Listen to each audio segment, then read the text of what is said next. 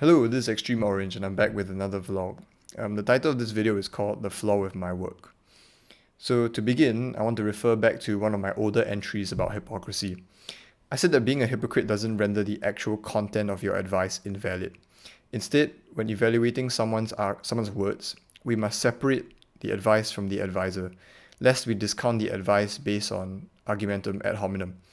This separation also implies that the words that exit a man's mouth, even the actions that a man deems to be right, can be separate from what a man actually implements into action. The existence of hypocrites is evidence for this claim. Assuming that hypocrites give advice that they truly believe is good, we can conclude that a man can know what is right and not do that which is right. This brings me to my point about my work. It is possible to amass knowledge, particularly in the field of religion and ethics, but be unchanged in the heart. I saw this in my own life over the last year.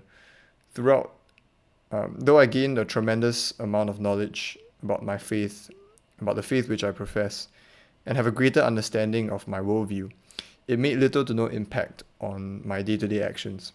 My eyes were opened to what is good, and my brain understood what was good, while my heart was not ready to accept what was good, and my hands unwilling to do that which was good. In the more recent months, I've been criticizing myself about being a hypocrite. You publicize and tell others about this wisdom that you've found, yet you apply none of it into your own life. This criticism is right in every regard, and I'm not the only one who's received such criticism. The Pharisees in the Bible, to some extent, were accused by Jesus of the same problem, having all of the knowledge of the Torah, yet having none of the heart behind the Torah. It is one thing to teach the word, and it is another to apply the word into your own life. It's easy to mistake advocacy of virtue for virtue itself. This happens everywhere now that social media gives everyone a voice. Everyone wants and is advocating some form of good that they believe in. And I've no doubt that they believe is good, in their hearts.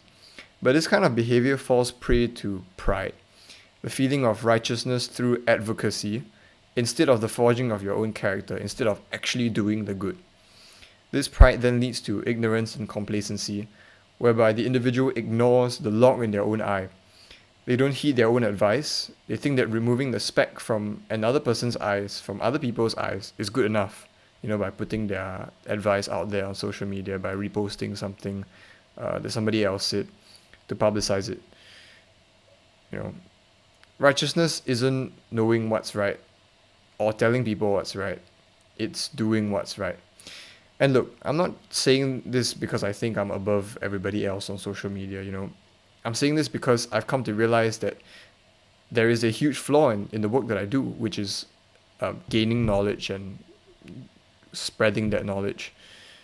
And, it's a flaw that many others could have as well. And it scares me to know that gaining knowledge isn't good enough. I always thought that as long as I knew what was right, I would do what was right. But that doesn't seem to be the case, and so we need to recognize that and take action. I don't really have a solution, but it's a flaw that I've recognized and I hope to improve in myself. To spend less time, or rather, not less time, but